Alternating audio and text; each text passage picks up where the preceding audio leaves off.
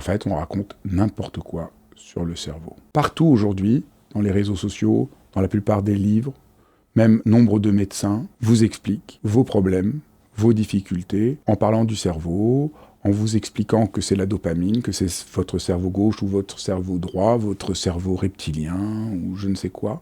Tout ça est complètement faux, ne repose sur rien de sérieux. C'est pas seulement que c'est faux, ça nous empoisonne, ça nous empêche de trouver ce qui pourrait vraiment nous aider, ça nous aveugle sur les vraies causes de nos problèmes. Et dans cet épisode de dialogue, je reçois Albert Moukébert qui va nous expliquer les 10 principaux mensonges partout véhiculés sur le cerveau. Vous allez voir, c'est de salut public et ça fait un bien fou.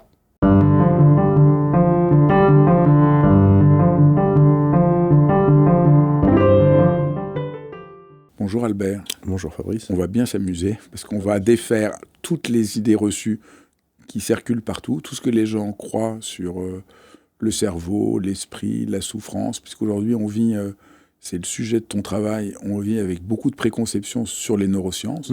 On met une petite dose de neurosciences partout, et cette petite dose de neurosciences qui a l'air sérieuse, qui fait rigoureuse, dans ton livre, tu montres qu'elle repose sur pas grand-chose. Dans plein de cas, oui. Et alors, j'ai pensé qu'on allait prendre 10, il y en a d'autres, mais 10 des grands malentendus, presque des mensonges qu'on a sur le cerveau. Et le premier, la base, c'est que tout ne s'explique pas par le cerveau. Et aujourd'hui, au fond, peut-être que le premier malentendu, première erreur, premier mensonge, c'est dans ton cerveau. Oui, c'est...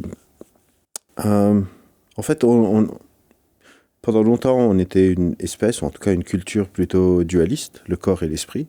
Et on disait que ce qui explique comment une personne agit, c'est son esprit, son âme, le souffle de Dieu. On peut l'appeler ça comme on veut. Et à partir du switch qu'on a fait pour devenir plutôt matérialiste, en disant « Ah l'âme n'existe pas, l'esprit n'existe pas », on n'a pas vraiment changé le paradigme, on a juste remplacé le mot esprit par le mot cerveau. On a fait une sorte de tour de passe-passe cognitif où on a fait, au lieu de dire le corps et l'esprit, on dit maintenant le corps et le cerveau. Et donc, on a maintenu cette sorte de propriété magique qu'on attribuait à l'esprit au cerveau, en disant si c'est pas l'esprit qui est un peu le marionnettiste de nos actions, c'est le cerveau qui est un peu le marionnettiste de notre fonctionnement. Mais les deux sont deux approches très réductrices et réductionnistes. Et aujourd'hui, on réalise que non, tout ne s'explique pas dans le cerveau, même si le cerveau est impliqué dans nos fonctionnements, est impliqué dans nos comportements, dans nos émotions, dans nos intuitions. Tout ne s'explique pas par le cerveau parce qu'on n'est pas notre cerveau. On est un cerveau dans un corps et on est notre organisme entier. Pas plus que je dis tout s'explique par mon doigt, mais aussi dans un environnement. Parfois, mon comportement vient de mon cerveau. Parfois, mon comportement vient du fait que j'ai faim et j'ai pas mangé ou j'ai une douleur à mon orteil que je me suis cassé. Et parfois, c'est mon environnement. Je suis avec des gens qui me trouvent antipathique et c'est eux qui sont le moteur principal de mon comportement. En fait, cette notion est très forte intuitivement de oui, bien sûr, c'est dans le cerveau, bien sûr, et on confond une sorte de causalité avec une implication. On fonctionne un peu sur ce qu'on appelle des boucles de rétroaction, c'est-à-dire l'environnement m'influence et j'influence l'environnement en retour. Et c'est important de ne pas tomber dans cette sursimplification où tout vient du cerveau. Le cerveau est impliqué, mais tout ne vient pas du cerveau. Tout vient de cette interaction entre le cerveau, le corps et l'environnement. Et selon les comportements, selon les fonctionnements, le dosage va être différent. Parfois, le cerveau est impliqué à 80%, le corps à 10% et l'environnement à 10%. Et parfois, c'est l'inverse. Oui, en fait, aujourd'hui, pour tout, on essaye de voir quelle zone ça active dans le cerveau. Comme si ça nous servait à quelque chose. Et en fait, c'est pas parce que ça active une zone dans le cerveau, c'est ça que tu essayes de montrer. Ouais. Bien sûr, si j'ai mal à mon doigt, ça va activer une zone dans mon cerveau, peut-être, mais ça ne veut pas dire que ça vient de mon cerveau. Exactement. C'est pas parce que quelque chose garde une trace que c'est la cause initiale ou que c'est explicatif. En fait, on confond, c'est un truc un peu épistémologique, on confond une description avec une causalité. On dit, j'ai trouvé que les réseaux du noyau accumbens s'activent dans cette situation, donc ça vient de là. Mais c'est pas vrai. C'est un peu comme si, l'exemple que je donne dans le livre, c'est comme si un peu, je vois que les aiguilles de ma montre suivent les secondes, et je me dis, les secondes sont dans l'aiguille de ma montre. Mais ils ne sont pas dans l'aiguille de ma montre. C'est une description du temps. Mais le temps n'existe pas juste dans ma montre. Et donc, on confond ce qu'on appelle une observation avec une explication. Et aujourd'hui, une grande partie de quand on transmet des informations neuroscientifiques au grand public, on les transmet comme si elles sont causales et explicatives, alors qu'elles sont juste descriptives. On dit les réseaux du système limbique sont impliqués dans les circuits émotionnels. Mais ça ne veut pas dire que notre peur est dans notre amygdale. Oui. Mais pourquoi, quand on t'écoute, ça a l'air assez simple, mais pourquoi tout le monde dit le contraire? Pourquoi aujourd'hui, il y a une sorte de consensus, même de nombreux scientifiques? Alors, les scientifiques disent à peu près ce que je suis en train de dire. C'est-à-dire, dans Neuromania, c'est pas mon opinion à moi. Chaque phrase est quasiment étayée par des articles scientifiques. C'est plus dans le saut entre la recherche qui essaye de comprendre, et on n'a pas de modèle théorique explicatif, donc on est encore au balbutiement, et le saut de quand ça arrive au grand public. Il y a une sorte de dégradation du message, où c'est tellement simplifié que ça devient presque un mensonge. C'est ça. C'est dans la transmission, c'est un peu comme un téléphone.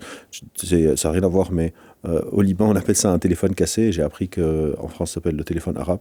C'est une sorte comme un téléphone cassé ou un téléphone arabe, où il y a une sorte de dégradation du message, où ça commence par on a observé qu'une personne qui a un contact oculaire direct et qui souffre d'une anxiété sociale a une hyperactivation amygdalienne. C'est votre amygdale qui fait que vous avez une anxiété sociale.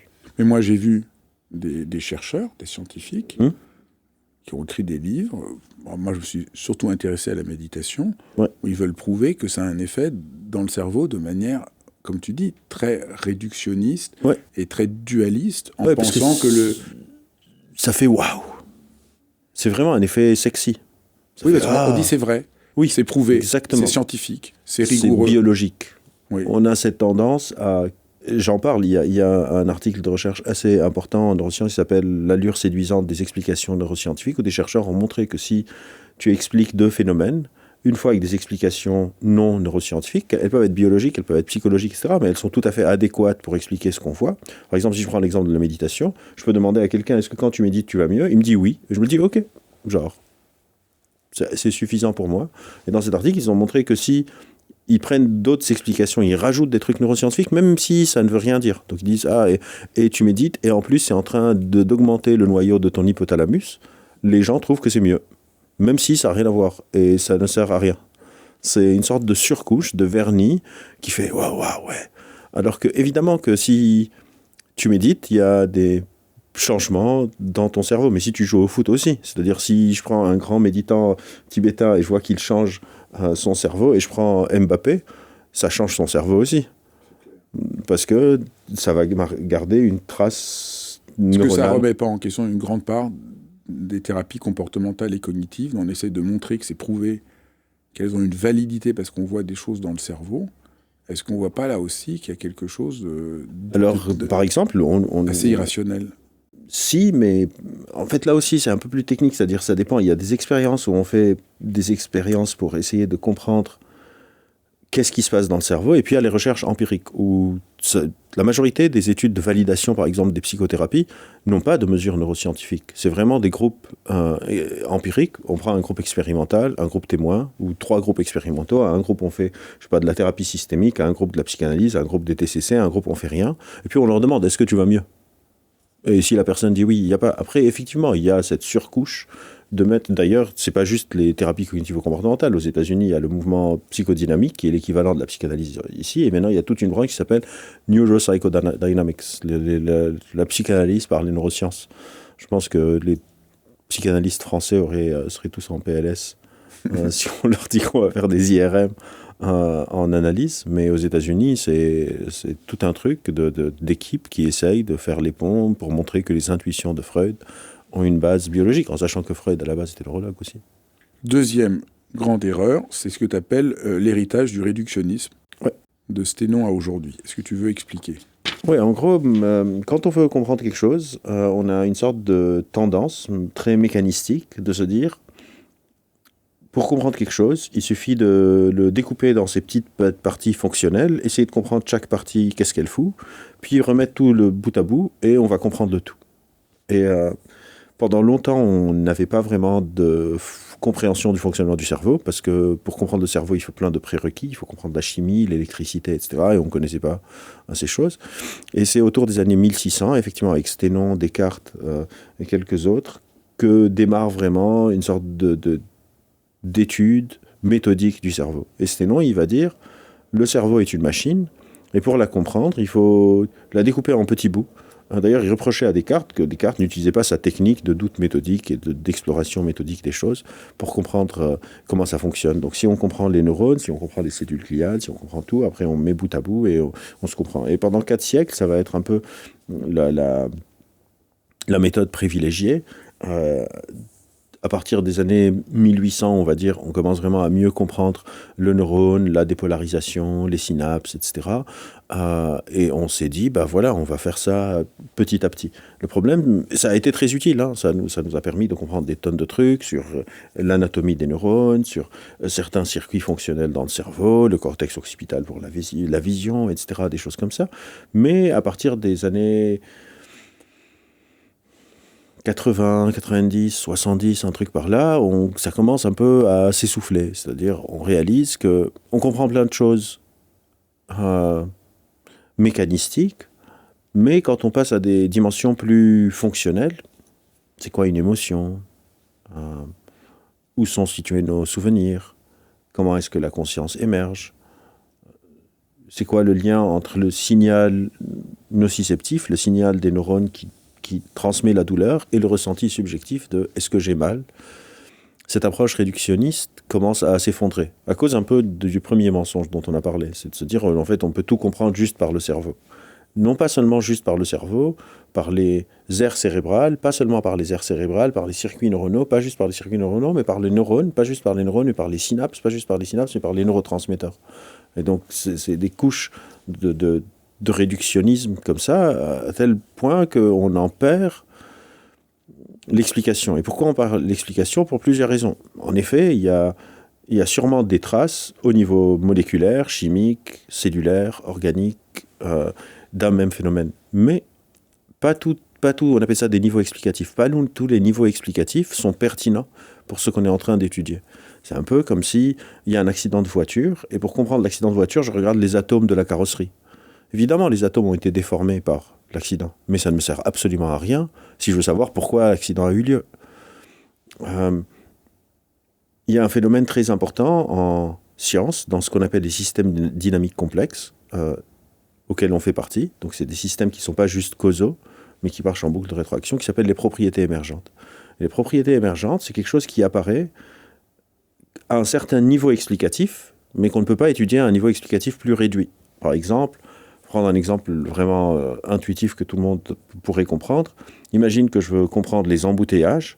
Ce serait absurde de regarder l'unité fonctionnelle la plus petite d'un embouteillage, une voiture, ou l'écrou du moteur. Il n'y a pas d'embouteillage dans une voiture. Il me faut plusieurs voitures pour que la propriété émergente embouteillage apparaisse. Tandis que nous, dans la manière dont on essaye de comprendre l'embouteillage, c'est de regarder... Et voilà, notre existence, nos problèmes avec les neurosciences, c'est qu'au fond, qu'on regarde que l'écrou de la voiture. Exactement. Alors qu'il n'y a pas l'embouteillage dans l'écrou de la voiture. Et donc, on cherche au mauvais niveau explicatif. Et puis après, tu montres aussi qu'en plus, la deuxième erreur qu'on fait avec le réductionnisme, c'est qu'en réalité, une partie du cerveau n'a pas qu'une fonction. Oui, absolument. Ça ne marche pas comme dans une machine. Dans une machine, une pièce a une fonction, mais dans le cerveau, une pièce a plusieurs. Peut avoir plein de fonctions différentes. Peut avoir plein de fonctions différentes, et une même fonction peut être sous-tendue par plein de pièces différentes aussi. Donc ça, c'est... Donc ça, c'était le localisme. On pensait que genre il y a l'air de la peur. Voilà, c'est la grande erreur de Broca. C'est un peu la grande erreur de Broca, ouais. Qu'on pouvait situer à un endroit précis une fonction. La fonction langage. Oui. Et on s'est rendu compte que quelqu'un qui avait plus cette partie du cerveau, d'autres parties du cerveau étaient à même de... Pas toujours, pas dans tous les cas, mais que le cerveau a une sorte de capacité à reprendre d'autres fonctions. Donc ça montre à quel point la conception réductionniste, localiste ne marche pas. Après, évidemment, quelqu'un qui a une lésion dans l'aire de Broca, par exemple, va avoir des altérations du langage, mais ça ne veut pas dire que le langage est dans l'aire de Broca. On parle aujourd'hui de dépendance. On dit que cette aire est centrale dans le fonctionnement de cette fonction, mais cette fonction est distribuée aussi ailleurs. C'est juste qu'il y a plus de gens qui ont eu des lésions à l'aire de Broca que d'une autre aire importante dans la dépendance pour le langage. C'est-à-dire, il n'y a rien de localiste et tous les neurones sont en train de tout faire. Par exemple, une grande partie de ma vision commence dans mon cortex occipital. Mais je ne peux pas dire que ma vision est dans mon cortex occipital, parce qu'il y a d'autres aires associées qui rentrent en jeu, et surtout, la fonction vision peut être sous-tendue aussi par d'autres trucs. Et encore une fois, trouver quels sont les réseaux neuronaux associés, ça ne nous met pas dans l'explication, c'est une observation. Donc, il y a aussi comment est-ce que c'est en train de se mettre en place, qu'est-ce que c'est en train de faire, sachant que les neurones sont relativement similaires, pourquoi est-ce que ces neurones-là sont en train de faire ça et pas ci. Ça, c'est dans une structuration du réseau neuronal qui est au-dessus. C'est un niveau explicatif au-dessus, puis un niveau explicatif au-dessus. Et donc aujourd'hui, on est en train d'essayer de comprendre mieux ces dépendances. Pourquoi est-ce que parfois la fonction langage peut être reprise par d'autres réseaux neuronaux, pourquoi parfois pas? Quelles sont les dépendances, on appelle ça les dépendances critiques. Par exemple, l'aire de Broca est potentiellement une dépendance critique pour le langage.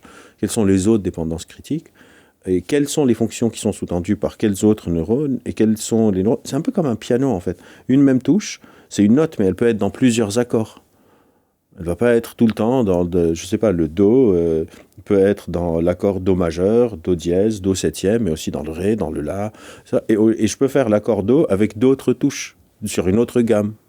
C'est pas le même concept. C'est pas de se dire, en fait, le Do est dans cette pièce. Le Do accord, pas le Do note.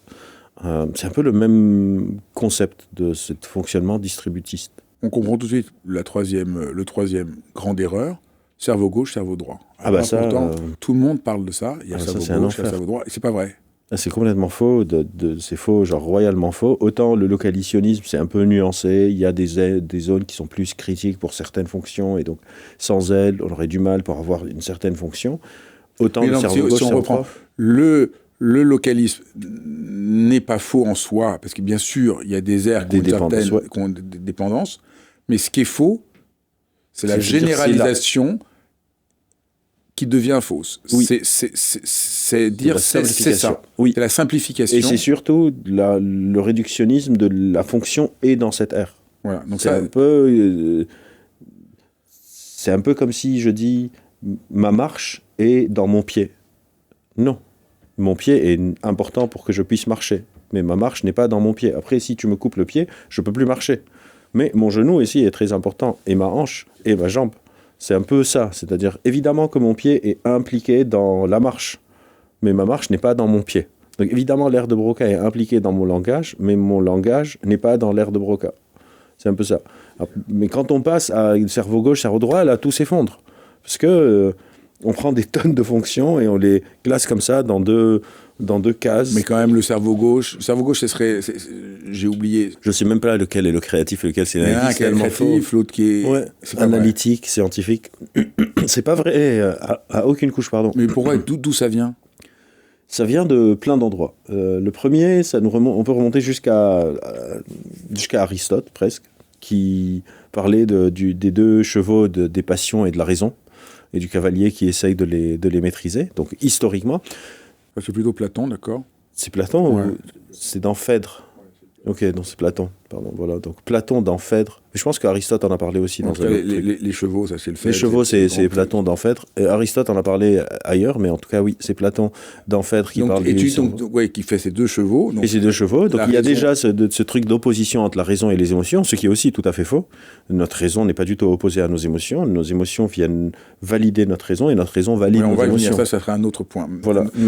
Et donc tu crois que le cerveau gauche, cerveau droite reprenait cette distinction métaphysique binaire pour lui donner un vernis cérébral. En fait, souvent, ce que tu dis est vraiment passionnant parce qu'on voit que derrière le côté très rassurant, qu'a l'air scientifique du discours sur les neurosciences, quand on interroge, il y a derrière des opinions, des visions du monde, souvent assez naïves. Hérité. Parce que chez Platon, les deux chevaux, il y a beaucoup de finesse, de subtilité. Quand c'est réduit juste, quand ça devient dogmatique, c'est réduit juste. Voilà, d'un côté, il y a la raison, d'un côté, il y a la pulsion. Déjà, ça se ferme. Et après, ça devient vraiment très mécanique. Et on se rend compte souvent, derrière des mots très savants, voilà, je te parle Le cerveau gauche, le cerveau droit, de dopamine, de trucs. Voilà. Tu dis, oh là là, je connais pas tout ça, ça doit être vrai. Et en fait, c'est d'une banalité affligeante. Absolument. C'est tellement creux. Tu dis, mais... Ça a un nom, ça s'appelle le bullshit pseudo-profond. Ah, j'adore. C'est-à-dire, c'est un bullshit truc... pseudo-profond. Ouais, je retiendrai. ça donne l'impression qu'il y a une sorte de profondeur. Mais si on se pose 2 minutes et on y réfléchit, ça mène nulle part. Et... Mais il y a une latéralisation qui existe Il y a certaines fonctions... de nos deux hémisphères gauche et droite. Certaines fonctions sont latéralisées, mais elles sont assez rares. Et on n'est pas très sûr de combien est-ce qu'elles sont latéralisées. Tout ça a commencé vraiment avec des études dans les années 60-70 par un chercheur qui s'appelle Robert Sperry, puis son étudiant qui s'appelle Michael Gazzaniga. Dans ces années-là, pour traiter l'épilepsie, ils avaient réalisé qu'on peut couper le corps calleux. Donc c'est la structure qui relie les deux hémisphères un peu ensemble. Et ça a arrêté les crises d'épilepsie. Et donc ces patients qui étaient callosotomisés, ils ont les deux hémisphères qui communiquent plus les uns avec les autres. Et ça faisait des trucs un peu... La personne, vous vous doutez de rien. Si tu la rencontres, elle a l'air complètement normale. Mais dans certaines situations pratiques, si je montre des trucs à juste une partie de leur hémichamp dans un œil, le signal est juste traité par un hémisphère parce que ça ne peut pas transférer l'information. Et donc, ça faisait des trucs de langage un peu bizarre, de confabulation, de conteur d'histoire. Et donc, c'est de là un peu que c'est parti. Et après, ça a été juste repris parce que, en fait, la neuromanie a 2 motivations principales. Soit des motivations politiques. Je veux persuader les gens pour des raisons idéologiques, que je sais pas, ils sont déprimés à cause de leur sérotonine ou des choses comme ça. En quoi c'est politique de montrer que c'est la sérotonine ? Ça fait porter à l'individu une responsabilité et donc ça oriente une sorte de vision très individualiste, réductionniste sur l'individu des comportements humains. Et ça empêche de voir la responsabilité collective et sociale qui pourrait exister. Donc comme ça permet de culpabiliser les gens. Donc on voit la neuromania est une très bonne manière, au fond, de favoriser l'individualisme, la responsabilité, la culpabilisation et juste d'éviter de se prendre en compte des sujets plus complexes et plus systémiques. Donc il y a le côté politique. Et la deuxième motivation, c'est l'argent. C'est financier. Ça rapporte des sous, tout simplement. Et donc si moi, je peux développer un super test pour te dire quel est ton hémisphère dominant et après mettre en place un workshop que tu vas payer assez grassement pour potentialiser le cerveau dominant, voire rééquilibrer tes 2 cerveaux pour que tu puisses fonctionner à plein avec tout ton potentiel latent, tu te dis chouette si tu vas un peu clair. Mal et tout. Et donc, ça rapporte des sous. D'ailleurs, après le cerveau gauche, cerveau droit, on a eu les 3 cerveaux. Quelqu'un a dit, ça c'est trop simpliste. Le cerveau reptilien avec mammalien et néocortex. C'est pas vrai. Donc, le cerveau reptilien, le cerveau paléo-mammalien des émotions et le cerveau de la raison. C'est pas vrai. Donc tout ce qu'on écrit, le cerveau reptilien, tout ça... Du gros n'importe quoi. Non. Ouais, alors lui, on sait d'où ça vient. C'est un chercheur, un vrai, qui s'appelle MacLean, qui l'a proposé dans les années 80. Et après, on a découvert qu'il s'était trompé. Et on a tous abandonné le truc, mais c'était un peu parti comme une traînée de poudre. Et donc, quand on mélange le cerveau gauche, le cerveau droit, le cerveau mammalien, reptilien, etc., plus un autre neuromythe on n'utilise que 10% de notre cerveau, c'est du pain béni pour se faire beaucoup d'argent. Parce que, les 10%, c'est pas vrai non plus. Non, pas du tout. Les 10%, on ne sait pas d'où ça vient, mais on a une piste. J'ai beaucoup cherché, et la piste, c'est que un journaliste anglais faisait une interview avec un neuroscientifique qui lui a dit, aujourd'hui, notre compréhension du cerveau, on comprend à peu près 10% du cerveau. Et on comprend à peu près 10% du cerveau, c'est passé à on utilise à peu près 10% du cerveau, et après, là aussi... Mais tu montres que dans 12 manuels universitaires sur 14...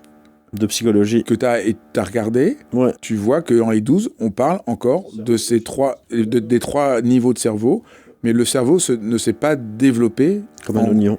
En oignon ou en couche. Pas du tout.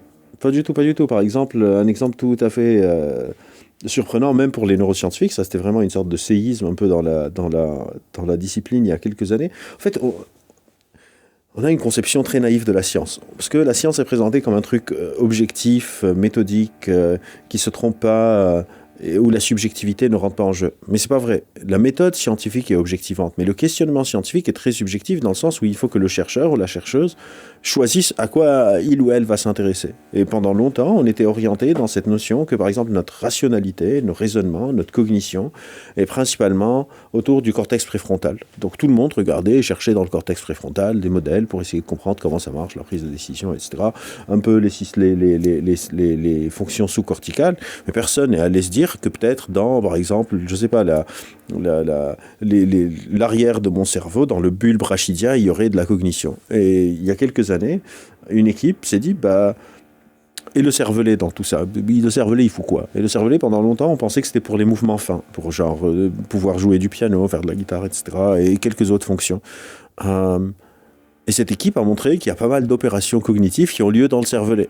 Donc c'était un peu, qu'est-ce qui est en train de se passer? Genre, c'est complètement n'importe quoi, c'est juste qu'on n'avait pas pensé de regarder de cette manière-là, parce qu'on a nos suppositions. Et le cerveau reptilien, etc., il vient de cette notion-là aussi très intuitive que l'évolution nous a développé en couches, mais c'est pas vrai.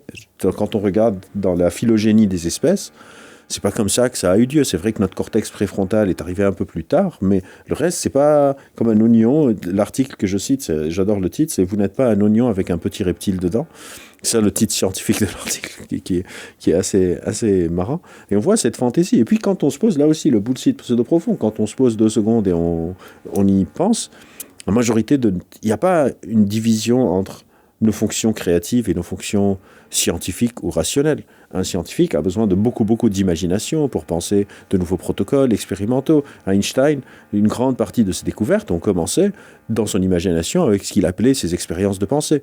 Qu'est-ce qui se passe? Je suis en train de tomber dans une boîte et je suis dedans. Est-ce que je remonte ou est-ce que je tombe? Qu'est-ce qui se passe si je suis en train de faire du cheval sur un rayon de lumière à la vitesse de la lumière? Comment est-ce que le monde m'apparaîtrait? Toutes les intuitions de Einstein ont commencé par de l'imagination. Franklin voulait comprendre la foudre. Il est sorti avec un cerf-volant, un fil, une clé dans une bouteille pour choper la foudre dans une bouteille. C'est pas très rationnel. Il faut être taré pour faire des trucs comme ça. Mais ça, c'est une inversion qui s'est produite dans les 30-40 dernières années. Moi j'ai 43 ans. Quand j'étais en train de grandir, l'image des scientifiques, c'était un peu les fous de la société. C'est pas du tout les gens en blouse blanche qui bossent dans des gros labos pharmaceutiques. Les scientifiques, c'est Einstein qui tire la langue, c'est le mec qui fait le monstre, son monstre, donc Frankenstein, Dr. Jekyll et Mr. Hyde, Dr. Strangelove de Kubrick. C'est vraiment les gens tarés. C'est une conception très récente. Le scientifique dénué d'émotions. Richard Feynman, qui a travaillé sur le projet Manhattan, Carl Sagan, qui a lancé le programme SETI de recherche pour les vies extraterrestres, c'est des gens qui sont beaucoup plus animés par leurs émotions, si je dois faire ce découpage platonicien, que par de la raison. C'est juste qu'en science, une fois qu'on a cette pulsion émotive de fascination du monde, on la confronte de manière méthodique à la réalité. Et après, tous ces cerveaux gauche, cerveau droit, tout ça, ça a aussi été renforcé par le système scolaire, les bacs littéraires, les bacs scientifiques, etc., etc. Alors que quand on fait des sciences cognitives ou des neurosciences, vous ne pouvez pas vous en sortir en neurosciences si vous n'êtes pas bon en philo. C'est juste pas possible. Quelqu'un qui veut étudier la conscience et qui ne s'est pas intéressé à la philo, il ne peut pas s'en sortir. Il faut connaître les positions compatibilistes, les positions déterministes, il faut connaître le démon de la place, il faut connaître des tonnes de bagages. Je veux comprendre les émotions, il faut que je connaisse Phèdre de Platon, il faut que je lise Spinoza, il faut que je fasse des tonnes de trucs. Et c'est complètement absurde de se dire « Ah bah non, parce que moi c'est plutôt du cerveau droit, donc je peux juste faire des stats. » 4e erreur, alors là c'est aussi assez dingue, tout ce qu'on raconte sur l'IRM fonctionnel comme une sorte de fenêtre directe sur notre cerveau, c'est pas vrai. En tout cas, c'est beaucoup moins fenêtre directe que ce qu'on croit. L'IRM, c'était du pain béni quand c'est sorti, et l'IRM, c'est beaucoup plus récent que ce qu'on croit. Les IRM fonctionnels, c'est 1991, la première étude. Donc, ça a un peu plus de 30 ans, ce qui est quasiment rien. Et au début, c'est un peu comme si on a les premières caméras, quoi. La photo est mégapixelisée, on est en train de voir C'est un peu comme si tu veux savoir qu'est-ce qu'on est en train de faire dans cette pièce en prenant une photo de la Terre avec ton téléphone portable à partir de la Lune. Tu vois, tu n'as pas beaucoup de chance de savoir. On voit donc, si nos téléphones portables ont des pixels, les IRM ont ce qu'on appelle des voxels. Et un voxel, dans les IRM les plus utilisés dans le laboratoire, c'est des centaines de millions de neurones. Donc c'est top, les IRM, pour de la recherche, pour nous aider à avoir une meilleure vision, alors qu'on n'en avait quasiment pas, du cerveau, mais prétendre que les IRM, on est en train de voir des neurones s'activer directement, c'est juste pas vrai. Donc pour la recherche, c'est très très très utile. Mais utiliser l'IRM pour le grand public, les recherches en IRM ne servent pas à grand chose pour le grand public, sauf dans le cas des maladies neurodégénératives. Mais pour quelqu'un qui est déprimé, lui faire passer une IRM, ça sert complètement à rien. Du tout. Et tu racontes l'expérience de Craig Bennett qui est complètement dingue. Oui, donc il y a les Nobel, il y a ce qu'on appelle les Ig Nobel. Les Ig Nobel, c'est un peu les Nobel farfelus. Et lui, il a pris un saumon qu'il a mis dans une IRM. Il a montré des activations. Son saumon qui était mort. Ouais, son saumon était mort. Il a vu que ça activait l'IRM. Il y a des activations, oui, parce qu'il y a ce qu'on appelle des faux... En fait, le signal de l'IRM, c'est pas un signal direct, c'est un signal de l'augmentation d'apport en oxygène pour une certaine zone par soustraction cognitive. En gros, notre cerveau est tout le temps actif. On n'utilise pas que 10% de notre cerveau. Donc, si je fais une IRM de mon cerveau, tout est actif tout le temps.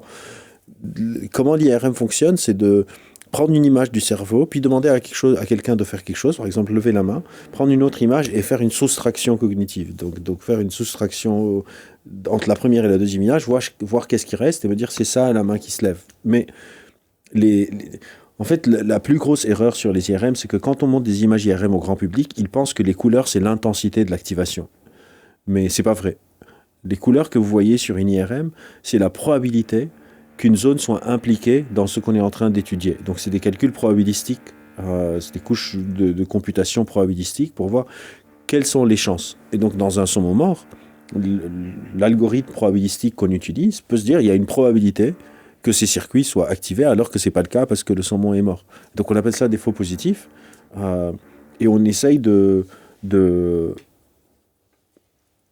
les réduire par le nombre. Donc si Bennett avait pris 50 saumons, il aurait peut-être pu corriger son erreur, mais c'était juste pour montrer combien, là aussi, on est en train de survendre quelque chose, alors que c'est très utile. C'est-à-dire, moi, mon idée, c'est pas de dire les IRM ne servent à rien, c'est de dire, regardez combien c'est compliqué, regardez combien c'est complexe, regardez combien c'est fascinant, notre fonctionnement, et on vaut mieux que ces récits de simplification, de se dire une étude en IRM a montré que les gens de droite, ils ont cette activation et les gens de gauche ont cette activation. C'est ça qui l'explique, quoi. Ou que ça prouve que tel truc fonctionne. Oui, ou tel truc fonctionne. Parce que ça nous cherche à montrer que certaines thérapies fonctionnent parce qu'on voit des zones s'activer dans l'IRM. Oui. Et ça, c'est complètement faux. C'est en tout cas pas la meilleure manière. Encore une fois, parfois on rajoute des surcouches d'IRM alors que c'est pas utile. La meilleure façon de montrer qu'une thérapie fonctionne, c'est de demander à la personne comment elle va. 5e point, le cerveau n'est pas un ordinateur. Non, évidemment, moi je bois un peu du petit lait parce que moi qui suis philosophe, voilà, mais là c'est génial de voir quelqu'un qui a travaillé sur ces questions-là. Moi, en tant que philosophe, le cerveau est un ordinateur, ça semble complètement dingue. Mais beaucoup de gens ont ce rapport-là. Oui, en fait, là aussi, il faut remonter un peu dans l'histoire. C'est-à-dire, le cerveau a toujours été comparé à la technologie la plus moderne d'une époque. Par exemple, dans l'Antiquité, l'Antiquité jusqu'à, on va dire, les années 1400, 1500, on était vraiment sur les humeurs, et donc c'était vraiment des trucs de liquide qui fonctionnent. Puis dans les années 1500-1600, avec Descartes pensait que notre cerveau et notre corps en général fonctionnent de manière hydraulique. C'était vraiment la puissance hydraulique de bouger des trucs, machin, et que c'est comme ça que ça fonctionne. À partir du 16-17e siècle, le cerveau est plutôt considéré comme le fonctionnement d'un automate. On peut aller au musée des arts et métiers voir les automates qui construisaient donc des rouages et des trucs qui tournent et tic-tac, un peu comme ça. Puis à partir du 18e, 19e siècle, la découverte de l'électricité, on s'est dit en fait l'ordinateur fonctionne comme le code Morse. Le code Morse, c'est bip bip babap bip bip bip babap, et on se disait les neurones ont de l'électricité et c'est ce qu'ils sont en train de faire. Ils sont en train de s'envoyer des codes Morse. Il faut juste qu'on trouve le code bip bip babap. C'est le début un peu de la vision informationnelle du cerveau. Puis évidemment, avec le 20e siècle, découverte des ordinateurs, de ce qu'on appelle la information theory de Shannon, qui dit en fait la force fondamentale de l'univers, c'est l'information. On est juste en train de transférer de l'information. Les premiers ordinateurs, on se dit évidemment le cerveau fonctionne comme un ordinateur. D'ailleurs, c'est vraiment le début de l'intelligence artificielle, commence avec des études sur le cerveau. L'impulsion initiale de l'intelligence artificielle, c'est pas du tout de faire des chats GPT.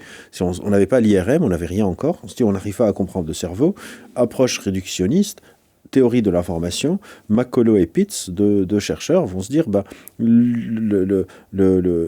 plus petite truc du cerveau, c'est le neurone. Et si on essaye de modéliser mathématiquement le neurone dans un ordinateur, et c'est le premier neurone artificiel, après on va reconstruire des choses. Et en 1957, on a le perceptron de Rosenblatt, la première machine qui voit, et le premier réseau neuronal qui essaye de se baser sur les travaux de McCulloch et Pitts pour créer la première machine qui voit. Il lui donne l'équivalent d'une rétine, etc. Donc c'est une sorte d'analogie. Et donc on se dit, le cerveau, voilà, pas seulement le cerveau, le corps humain fonctionne un peu comme un ordinateur. On a une bouche d'alimentation et nous on s'alimente. On a un processeur central, c'est notre cerveau. On a la mémoire à long terme, c'est le disque dur. La mémoire à court terme, c'est la mémoire vive. On sue pour réguler notre température. Nos ordinateurs ont des petits ventilateurs pour réguler leur température. On a un cortex occipital pour la vision. Les ordinateurs ont une carte graphique. On a un cortex auditif. Les ordinateurs ont une carte auditive. En fait, c'est pas vrai. Et en fait, c'est pas vrai du tout. C'est juste qu'il y a un chercheur qui a dit l'histoire de la science est un cimetière d'analogies. C'est juste une analogie. D'ailleurs, aujourd'hui, plus personne ne dit que le cerveau fonctionne comme un ordinateur. Aujourd'hui, le cerveau fonctionne comme une intelligence artificielle. Et c'est tout le temps la même chose. C'est pas vrai du tout. Un ordinateur, déjà, il est localisé et le cerveau ne l'est pas. Un ordinateur, un fichier par exemple dans un ordinateur, il est sauvegardé. Après, si tu le recliques 2 ans plus tard, il est le même. La mémoire est beaucoup plus malléable. Un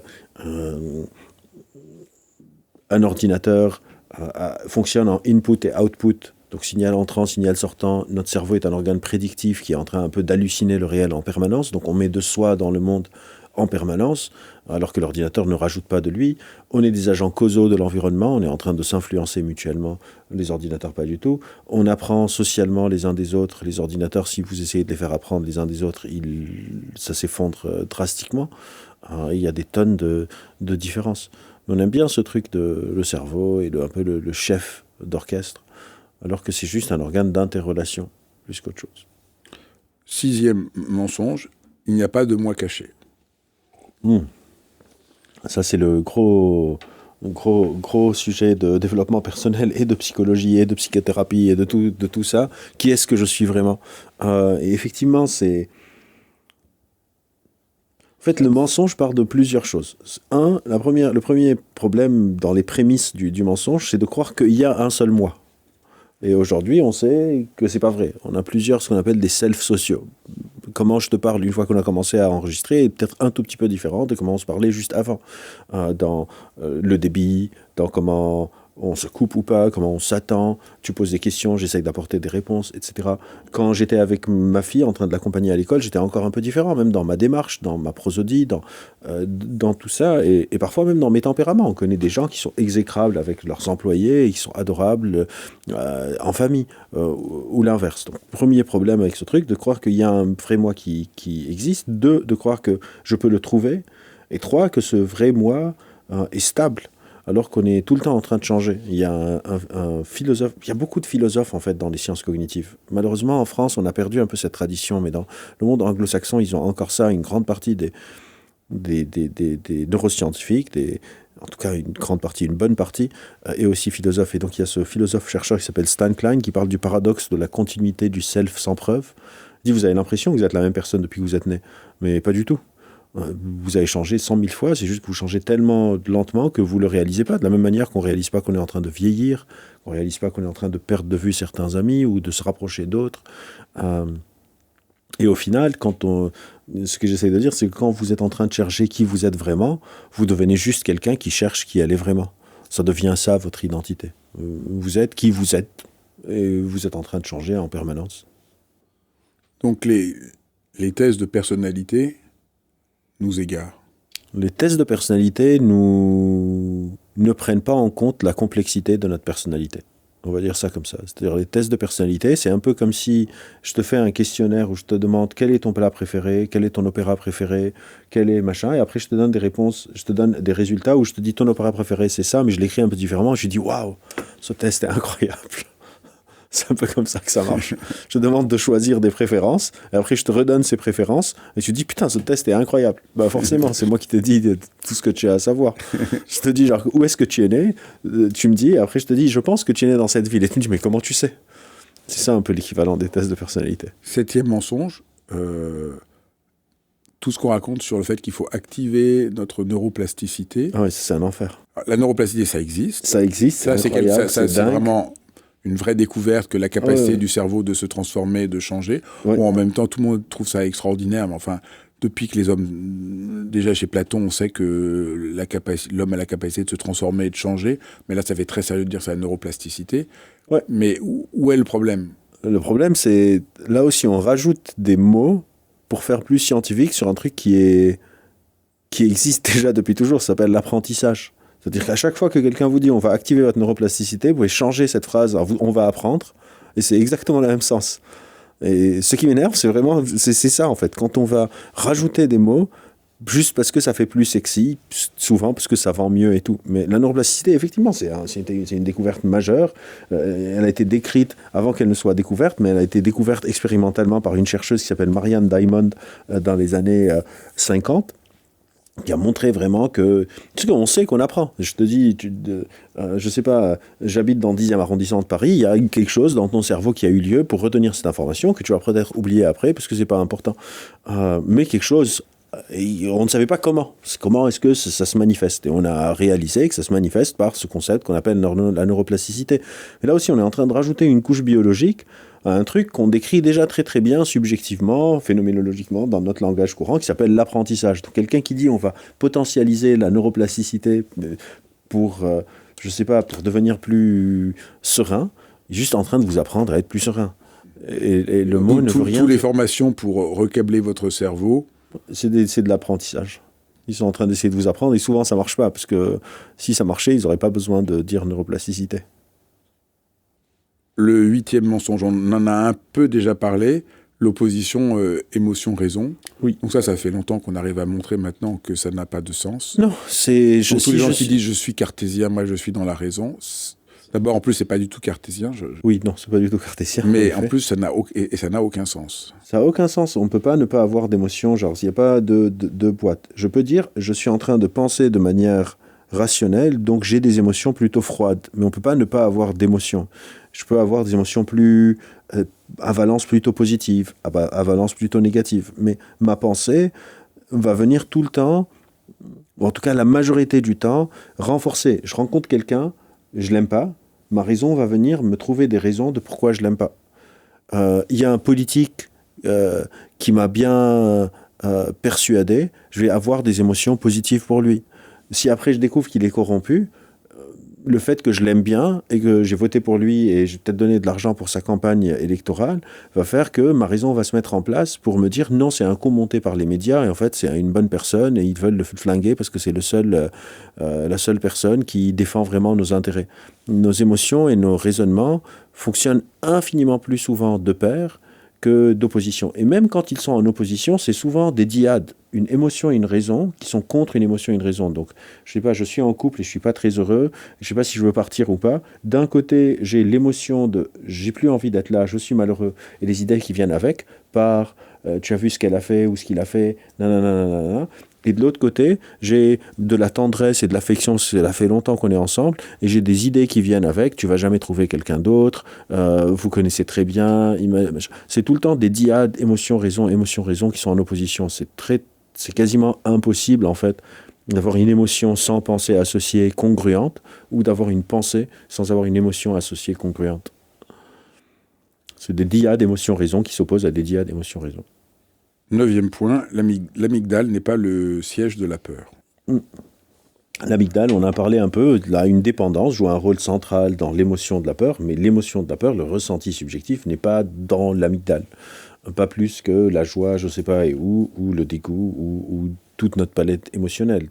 C'est une sorte de mauvaise manière de penser le sujet. Et ça ne sert à rien. Ça n'a aucun impact, sauf pour dans les cas, encore une fois, de maladies neurodégénératives, de lésions, de tumeurs au cerveau, de traumas, d'AVC, etc. Pour la population générale, dans la majorité des cas, en fait, si vous êtes en train de lire un livre, si vous êtes en train de regarder une interview et quelqu'un dit, je ne sais pas, la peur est dans l'amygdale, machin, remplacez le mot amygdale par cortex cingulate antérieur, ça ne change absolument rien au sens. C'est juste une information qui a plus pour fonction de me faire sentir « Oh, c'est un truc incroyable » que d'apporter une explication qui sert à quelque chose. Évidemment, l'amygdale, pas seulement l'amygdale, le système limbique plus généralement, a un rôle central dans nos fonctionnements cognitifs et donc aussi dans nos émotions. Mais, c'est-à-dire, la peur est dans l'amygdale, est fallacieux et ne sert pas à grand-chose. Tu veux raconter l'histoire de... SM? Oui. C'est une dame qui avait 2 lésions, donc qui n'avait pas d'amygdale. Et donc les amygdales, certaines personnes confondent. C'est pas les amygdales ici. On a des amygdales dans le cerveau. C'est pas les amygdales de la gorge. Et donc elle avait une sorte de cas très rare de lésion des 2 amygdales. Et elle ne pouvait pas ressentir la peur dans le sens phénoménologique. Elle pouvait décrire la peur, mais elle n'avait pas juste ça comme problème. C'est là où on parle qu'un même réseau neuronal sous-tend plein d'autres fonctions. Elle avait du mal à comprendre certains codes sociaux, à tenir une conversation de manière adéquate, etc. Et elle ne pouvait pas sentir la peur. Sauf que si on lui fait des simulations, par exemple, de suffocation, elle sent la peur. C'est juste une autre type de peur. Donc dans ce cas-là, il faut questionner, c'est quoi la peur? Est-ce que c'est une peur? Est-ce qu'il y a différentes peurs? Est-ce que c'est la même peur que je ressens, et donc c'est la même amygdale qui s'active quand je suis en train de marcher la nuit seul et j'entends un bruit bizarre, et si je suis sous les bombes dans une situation en guerre, et si je suis en train de regarder un film d'horreur, et ça me fait très très peur. Si ça se trouve, c'est pas du tout le même truc. Donc ça a été une grande révolution, puisque donc pendant longtemps, elle était le témoin que comme elle n'avait pas d'amygdale, elle ne sentait pas la peur. Oui. Jusqu'à ce moment-là, on voit... Mais en fait, si, il suffit de changer le cadre, le type de peur, et là, d'un seul coup, elle ressent de la peur, donc ça prouve que l'amygdale n'est pas le siège de la peur, et que les choses sont beaucoup plus... Et en fait, ça prouve qu'on n'a pas un siège pour un truc. Ça prouve qu'il y a des dépendances. Encore une fois, l'amygdale, si vous n'avez pas d'amygdale, votre expérience phénoménologique de la peur est massivement altérée. Mais plein d'autres choses aussi sont altérées. Et ce serait réduire ce qui nous rend intéressant de présenter les choses comme ça. 10e mensonge, c'est dingue, la sérotonine et la dopamine. Alors là, aujourd'hui, peut-être de tous les mensonges, c'est celui qui est... Oui. Là, j'ai vu encore, en préparant l'entretien, par hasard, je voyais une vidéo d'un médecin très connu, je ne donnerai pas son nom, qui passe souvent à la télévision, et qui explique... Vous manquez de la dopamine et donc vous allez consommer du café, regarder Internet et tout. Et on voit ça un peu partout. Oui. Et c'est pourtant, il a l'air tout à fait sérieux et rigoureux. Ouais. Tout le monde parle de la sérotonine et de la dopamine. Pourquoi c'est pas vrai ? Pour plein de raisons. La première, c'est que on ne sait pas mesurer les taux de neurotransmetteurs dans le cerveau. Non. On ne sait pas le faire. Mais pourtant, tout le monde dit le contraire. On ne sait pas. Si vous voulez vraiment mesurer les taux de neurotransmetteurs dans un cerveau, il faut ouvrir la boîte crânienne et prendre un échantillon, et on ne le fait pas. Heureusement. Mesurer dans le sang, ça ne sert à rien, parce qu'on a une barrière qui s'appelle la barrière hémato-encéphalique. Donc les taux dans le sang ne reflètent pas les taux dans le cerveau, ça ne traverse pas la barrière. On a une centaine de neurotransmetteurs, mais les principaux sont une vingtaine, 25. Ils sont utilisés dans des tonnes de fonctions. Donc, si vous manquez de dopamine ou de sérotonine, vous allez avoir plein d'autres problèmes avant d'arriver à être triste ou à vouloir regarder les réseaux sociaux. Vous allez avoir des problèmes de régulation de la température de votre corps, des problèmes d'appétit, des problèmes sexuels, toute une batterie, parce que la dopamine est utilisée dans des tonnes de trucs, et la sérotonine aussi. Ce serait complètement absurde et qui va contre tout ce qu'on sait sur la théorie de l'évolution et tout ça, de croire qu'on n'a pas des redondances, qu'il suffit juste que la sérotonine soit juste pour l'humeur. Il y a le GABA, l'acétylcholine, la sérotonine et plein d'autres neurotransmetteurs qui sont impliqués là-dedans. Et 5, je sais plus où je suis à quel chiffre, ce truc de déséquilibre chimique du cerveau ne marche pas. C'est-à-dire Mais c'est quand même la base... de ce qu'on explique sur les antidépresseurs. Alors oui et non, dans le sens où les antidépresseurs fonctionnent de manière empirique. On en a parlé tout à l'heure, c'est-à-dire pour voir si un antidépresseur fonctionne, je fais 2 groupes, un expérimental, un contrôle. À un, je donne l'antidépresseur, à l'autre, je donne des placebos. Et effectivement, je vois que les gens à qui je donne des antidépresseurs, dans 60 à 70% des cas, dans certaines formes de dépression, vont mieux. Et vu que les antidépresseurs qu'on est en train de donner sont ce qu'on appelle des inhibiteurs de la recapture de la sérotonine, en gros, pour faire simple, il y aura un cours de biologie très simple, quand nos neurones discutent entre eux, on va dire, avec des synapses. Et donc les synapses, on peut imaginer que nos neurones sont 2 fils électriques qui se touchent presque, mais qui ne se touchent pas vraiment. Et il y a ce qu'on appelle le trou entre les deux, une fente synaptique. Pour que le courant puisse passer d'un neurone à l'autre, il faut que le neurone présynaptique, donc qui vient avant, relâche un neurotransmetteur dans la fente synaptique pour que le courant puisse sauter. On va dire ça comme ça simplement. Donc la sérotonine, la dopamine, c'est des types de neurotransmetteurs, et selon le liquide qu'on met dans la fente, ça va soit activer, soit inhiber le neurone qui vient derrière. Les inhibiteurs de la recapture de la sérotonine font que quand le liquide tombe dans la fente synaptique, normalement, une fois que le potentiel d'action passe, le neurone avant réaspire, un peu comme un aspirateur, il réaspire le neurotransmetteur. Les inhibiteurs de la recapture de la sérotonine empêchent la sérotonine d'être réaspirée, et donc la synapse continue à envoyer le signal.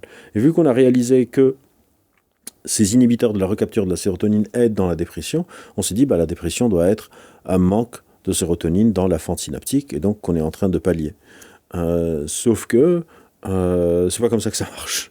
C'est pas parce que quelque chose marche qu'on peut inférer directement comment c'est en train de marcher. C'est un peu comme si je te dis si tu mets ce verre sur ta tête en équilibre, tu vas plus avoir mal au dos. Et quelqu'un dit, donc on peut dire que les verres sur la tête soignent le mal de dos. Alors que ce qui est en train de soigner le mal de dos, c'est que pour garder ce verre en équilibre sur ta tête, tu as besoin de te redresser. Et c'est quand tu te redresses, tu renforces ton gainage de ton dos et ta douleur est diminuée. Et donc on sait que les antidépresseurs marchent, c'est juste qu'on ne sait pas pourquoi. Mais ça a poussé des gens à inférer que parce que c'est des inhibiteurs de la recapture de la sérotonine, c'est ça. Mais aussi, les antidépresseurs, ils inhibent la recapture de la sérotonine partout.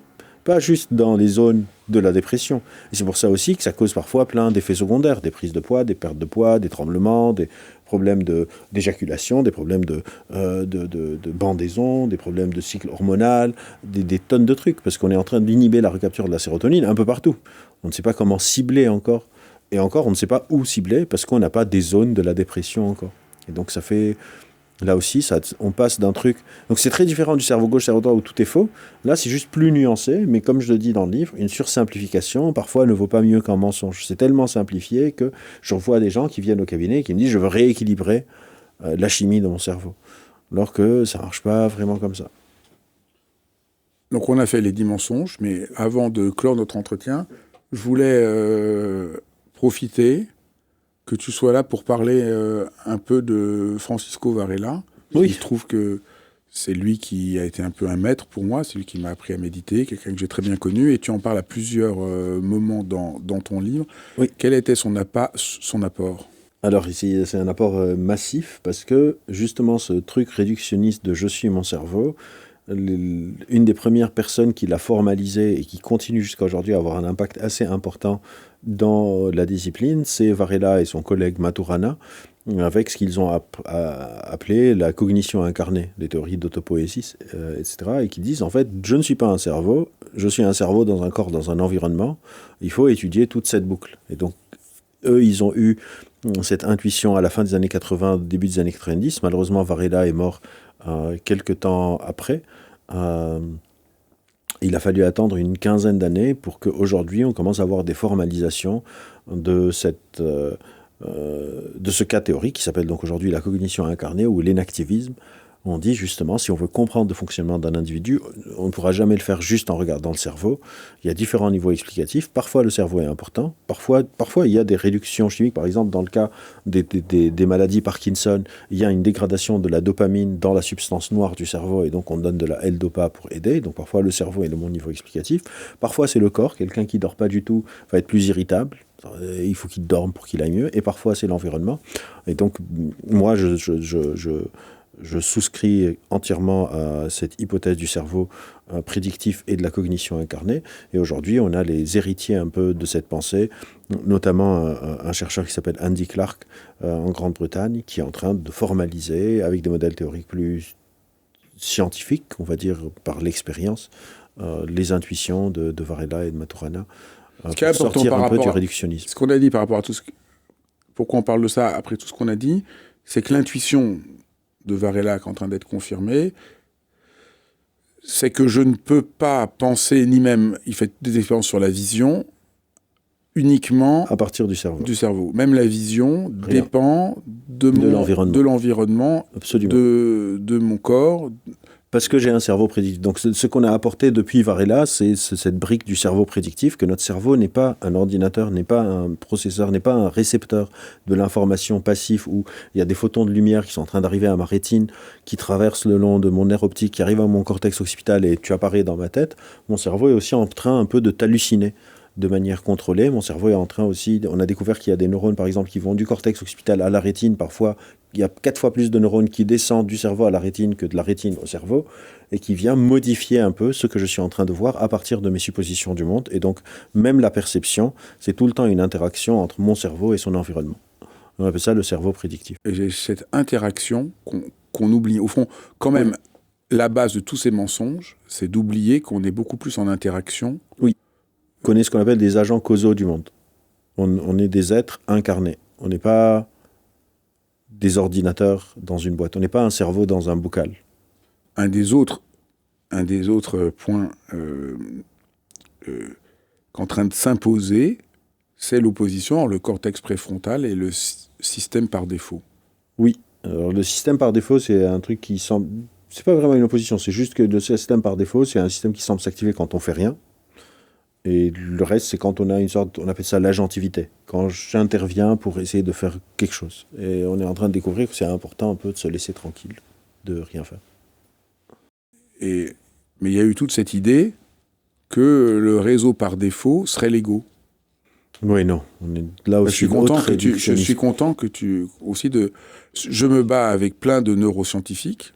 Il y a des chercheurs qui travaillent, par exemple, sur les psychédéliques et qui essayent de montrer que ça inhiberait le système par défaut, donc le système d'ego. Moi, je leur dis, mais logiquement, existentiellement, ça n'a aucun sens. Donc, je suis content. On confond une observation avec une explication. Évidemment que mon sens d'identité, ce qu'on peut appeler l'ego ou le soi, etc., est sous-tendu quelque part par des réseaux neuronaux. Et évidemment que si ces réseaux neuronaux sont altérés, mon ressenti de mon identité va être altéré. Mais de dire c'est le réseau par défaut, c'est louper comment ça fonctionne, quoi. Évidemment, si je prends de la DMT, ça va massivement modifier mon fonctionnement et je vais me sentir plutôt un avec le monde. Je vais avoir mon enveloppe personnelle qui est un peu plus dissoute, mais aussi si je prends 10 shots de tequila, ça m'arrive aussi, hein. C'est pas si compliqué que ça. Si je suis en train de faire l'amour, ça peut m'arriver. Si je cours et j'ai un runner's high, genre j'ai un high par la course, ça peut m'arriver. Si je suis en train de jouer à un instrument de musique et je suis très très bon et je suis en train de jouer un morceau très très difficile, j'ai cet état de flow où je disparais aussi. C'est pas juste cette manie de vouloir localiser les choses nous éloigne d'avoir une chance de comprendre un peu comment ça marche, parce que c'est quelque chose de très complexe, et c'est dans les interactions que ça se joue. C'est vraiment cette notion, donc il y a Varela, mais il y a aussi Daniela Meadows sur les systèmes dynamiques complexes, il y en a un livre qui s'appelle Thinking in Systems, Krakauer aujourd'hui, plus récemment, sur les sciences de la complexité. C'est des choses qui vont devenir de plus en plus importantes au fur et à mesure que nos connaissances évoluent et qu'on réalise de plus en plus la complexité de ces boucles de rétroaction entre déjà le cerveau lui-même, les différentes aires de cerveau qui sont en train de s'inhiber et s'activer, et de garder tout un peu en contrôle les unes avec les autres. Quand on rajoute le corps, c'est encore autre chose, les signaux corporels, les différents sens, les différentes régulation que mon corps est en train d'envoyer à mon cerveau, que mon cerveau envoie à mon corps en permanence, et puis quand je rajoute l'environnement. Et c'est une sorte d'appauvrissement quand on fait ça. C'est tellement important de comprendre qu'on est notre environnement. C'est aussi pour ça que j'étais tellement opposé à penser la méditation comme pleine conscience. Parce que c'est une dénomination extrêmement réductionniste, dualiste, qui ne comprend pas du tout qu'au fond, la méditation, c'est un rapport à l'environnement. Mais ça a fait beaucoup d'argent à Kabat-Zinn. Voilà, et à beaucoup d'autres gens, alors que l'intuition, justement, de Francisco Varela, qui découvrait la méditation, c'était beaucoup quelque chose comme comme pour reprendre le titre de son livre, une inscription corporelle de l'esprit, qu'il s'agissait d'explorer. Absolument. C'est vraiment, j'aurais adoré le rencontrer, malheureusement. Il était merveilleux. Mais j'imagine. Et il était justement pas réductionniste. Oui, non, et de toute façon, là... Il était vraiment... Puisque c'est un des premiers qui a essayé de penser les liens entre la science et la méditation. Et il arrêtait de pas dire, mais c'est débile, on n'est pas là... la science n'est pas là pour prouver la méditation. On est là pour entrer dans un dialogue, essayer de se comprendre. Et surtout, il n'y a rien à prouver. C'est-à-dire, personne n'essaye de prouver le foot. C'est clair.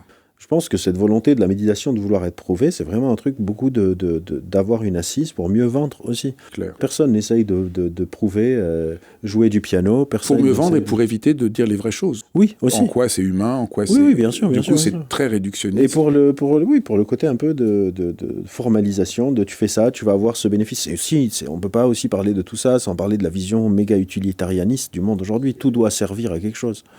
Mais parfois, des choses qui servent à rien, c'est très bien aussi. C'est des fois même mieux. C'est des fois même mieux, ouais. Oui. Je renvoie ici au dialogue que j'ai fait il n'y a pas longtemps sur le don. Vous mettra le lien sur l'équilibre, sur la circulation du don, qui est un autre mode que le mode utilitariste. Et c'est vraiment fondamental. Ben, merci infiniment. Merci beaucoup. C'était jubilatoire de t'écouter. Merci beaucoup.